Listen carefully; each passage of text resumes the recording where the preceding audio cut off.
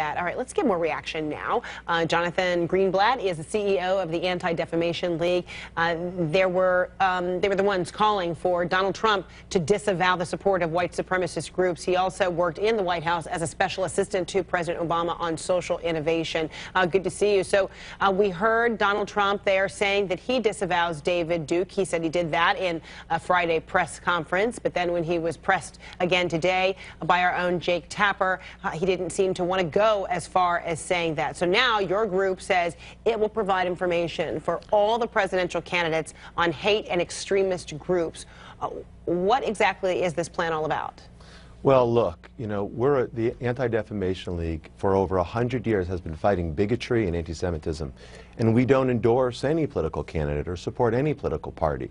But let me be clear, it is profoundly disappointing and somewhat puzzling when a candidate for the highest office in our nation claims not to be aware of or clear about who David Duke or the Ku Klux Klan might be.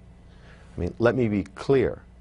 It's time for Donald Trump just to be as forthright with us as he is at his rallies and on the debates. Is he support him or not?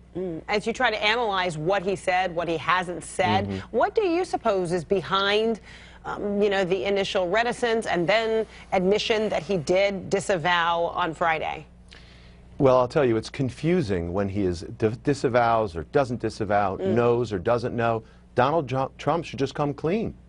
Does he reject David Duke and reject the white supremacists who are retweeting his campaign, who are giving him support or not?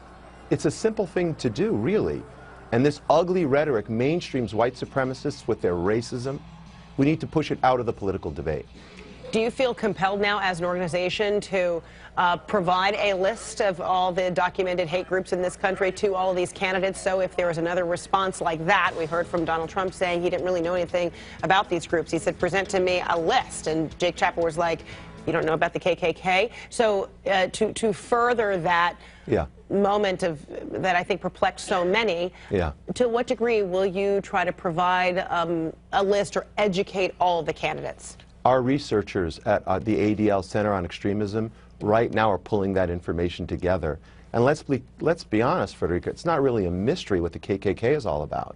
It's not really a mystery. You look who's retweeting or issuing statements of support, like David Duke, who's probably the most public and prominent white supremacist in our country today.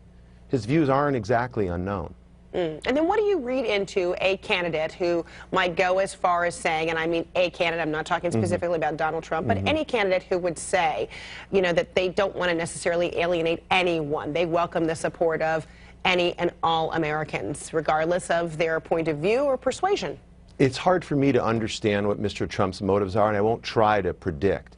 But what I will say is that when we allow this kind of ugly rhetoric into the public conversation, it taints the entire affair.